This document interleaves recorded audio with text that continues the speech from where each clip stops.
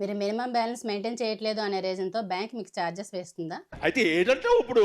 అయితే minimum balance amount maintain చేయట్లేదు అనే రీజన్‌తో మీకు పడే ఈ చార్జెస్ నుంచి ఏ విధంగా తప్పించుకోవాలి అనే దానికి ఒక 2 ప్రాసెస్‌లున్నాయండి. చెప్పు. ఈ 2 ప్రాసెస్‌లో మీరు ఏదో ఒక ప్రాసెస్ ఫాలో అయితే గనక కంపల్సరీగా మీకు బ్యాంక్ అయితే గనక చార్జ్ వేయదు. ఏంటది?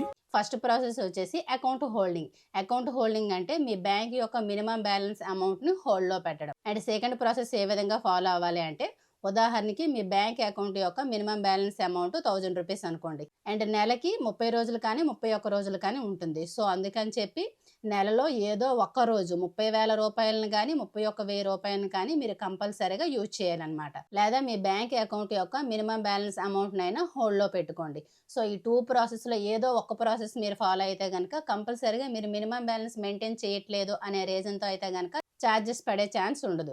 సో, ఈ వీడియో అయితే గనక కంపల్సరీగా ప్రతి ఒక్కరికి యూజ్ అవుతుందండి. మీ ఫ్రెండ్స్ అండ్ ఫ్యామిలీ మెంబర్స్‌కి షేర్ చేసేయండి.